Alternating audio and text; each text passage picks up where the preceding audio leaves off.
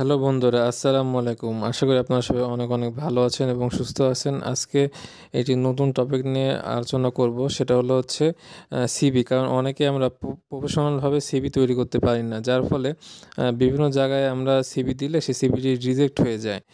তাই আমি আজকে একদম প্রফেশনালভাবে তৈরি করা দেখিয়ে দেব। পুরো ভিডিওটির সঙ্গে থাকার জন্য অনুরোধ রইল। প্রথমে আমরা প্লে স্টোরে যাব। প্লে স্টোরে ক্লিক করার পরে আমরা সার্চ দেব ক্যানভা লিখে, CANVA, ক্যানভা।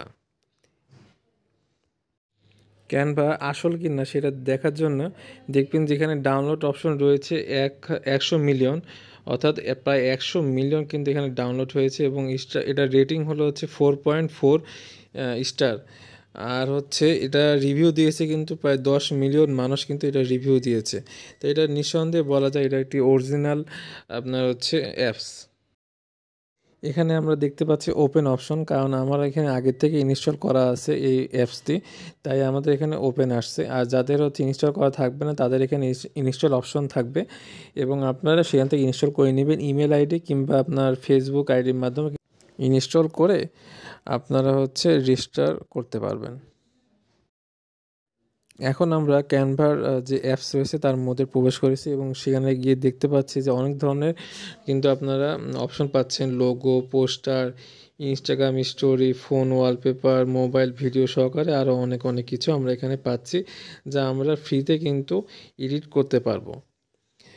তা প্রথমে যেহেতু আমরা এখানে আসছি যে সিভি তৈরি করার জন্য, তাই আমরা উপরে সিভি কথাটি লিখব, সি এবং ভি, তারপরে আমরা সেখানে সার্চ বাটনে ক্লিক করলেই সিভি অপশনটি চলে আসবে। এই যে বন্ধুরা দেখতে পাচ্ছেন যে কতগুলো সিভির ফরম্যাট এখানে আমরা দেখতে পাচ্ছি। আপনার যেটা পছন্দ সেটা এখান থেকে আপনারা ক্লিক করে দেখে নিতে পারেন যে কোনটা আপনার পছন্দ হয়। এখানকার সব সিভিগুলোই কিন্তু আপনার এডিট করতে পারবেন। ধরুন আমরা প্রথম সিভিটি নিয়ে কাজ করব, তারপরে আমরা সেখানে ক্লিক করলাম। ক্লিক করার পরে দেখতে পাচ্ছেন বন্ধুরা পুরো ইন্টারফেসটি এখানে কিন্তু চলে আসছে, একদম সুন্দর সাজানো গুছানো। প্রথমেই আমরা একদম ফর্মাল ড্রেসের একটি ছবি আমরা এখানে দিয়ে দেব। তারপরে নাম, অর্থাৎ আপনার পাসপোর্ট কিংবা NID অনুযায়ী যে পুরো নামটি রয়েছে সেই নাম দেব। আর তার নিচে যেমন লেখা আছে যে ফ্লাইট অ্যাটেন্ডেন্ট, সেই জায়গাতে আমরা আপনার ওই যে প্রফেশন আপনি সেই প্রফেশনের নামটি এখানে বসিয়ে দেব। যদি আপনি কোথাও চাকরি না করেন সেই ক্ষেত্রে আপনি যে এডুকেশন যে পারপাস রয়েছে, এডুকেশনের যে ব্যাকগ্রাউন্ড, সেই ব্যাকগ্রাউন্ডটি এখানে বসিয়ে দেব। তারপরে অবশ্যই আমরা লিঙ্কড ইন আপনার যদি অ্যাকাউন্ট থাকে তাহলে সেখানে বসিয়ে দেবো, আর যদি না থাকে তাহলে অবশ্যই আপনারা একটি লিঙ্কড ইন প্রোফাইল করে নেবেন, করে নিয়ে অবশ্যই এখানে বসিয়ে দেবেন। কারণ বর্তমান সময়ে লিঙ্কড ইনের মাধ্যমে আপনাদের যাচাই বাছাই করা সহজ হয়, তাই তারা লিঙ্কড ইনকে অনেক জায়গায় প্রাধান্য দিয়ে থাকে। তারপরে আপনার ইমেল অ্যাড্রেস এবং আপনার ফোন নাম্বার দিবেন, আর যদি আপনাদের কোনো ওয়েবসাইট থাকে তাহলে দিবেন, যদি না থাকে তাহলে দেওয়ার দরকার নেই। তারপরে আপনার আছে কি রিলেভেন্ট স্কিল, অর্থাৎ যে আপনার যে প্রফেশন রয়েছে সেই প্রফেশন অনুযায়ী আপনার কোনো বিশেষ স্কিল রয়েছে কিনা, অর্থাৎ বিশেষ কোনো দক্ষতা আছে কিনা। যেমন এখানে সেই ব্যক্তিটি দেওয়া আছে যে ফার্স্ট এইড আর ইমার্জেন্সি কেয়ার। কিন্তু আপনি যদি ধরুন যে আপনার যদি কোনো প্রফেশন থাকে, যেমন মনে করুন যে আপনি ইংলিশে ভালো পারেন, তাহলে আপনি সেখানে লিখবেন কি ইংলিশ। হ্যাঁ, এইভাবে আপনারা কিন্তু লিখে দিবেন। তারপর ধরুন আপনি কৃষিকাজের জন্য অ্যাপ্লাই করবেন, তাহলে আপনি লিখতে পারেন যে আপনি এগ্রিকালচার হিসাবে এগ্রিকালচার সম্বন্ধে খুব ভালো জানেন, কিংবা কোন ফসল কোন সময় কীভাবে কী হয় এ সম্বন্ধে আপনি অনেক আরও ভালো জানেন, তখন এই বিষয়গুলো আপনারা পয়েন্ট আকারে লিখে দেবেন। এরপরে আমরা আসবো ওয়ার্কিং এক্সপিরিয়েন্সে।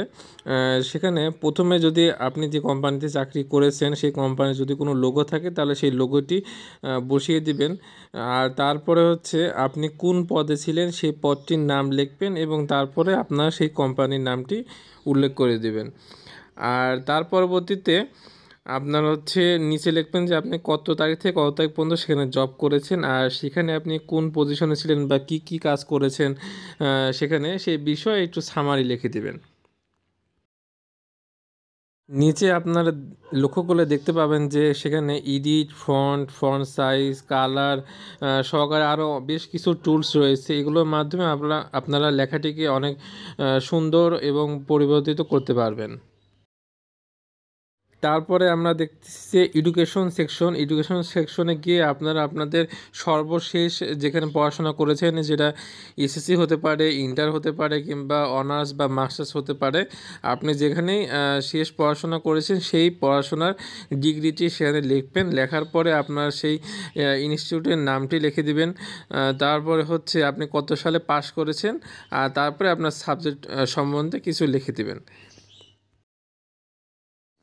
তারপরে হচ্ছে সার্টিফিকেশন, মানে হচ্ছে আপনার যদি বিশেষ কোনো সার্টিফিকেট থেকে থাকে, সেটা হতে পারে লং কোর্স, শর্ট কোর্স সহকারে, আপনি যদি কোনো অ্যাওয়ার্ড পেয়ে থাকেন, বা অন্যান্য কোনো যদি কোথাও যদি ট্রেনিং করে থাকেন, যে কোনো বিষয় হোক, যদি কোনো সার্টিফিকেশন পেয়ে থাকেন, তাহলে সেখানে কিন্তু আপনারা স্টেপ বাই স্টেপ বসিয়ে দিতে পারেন।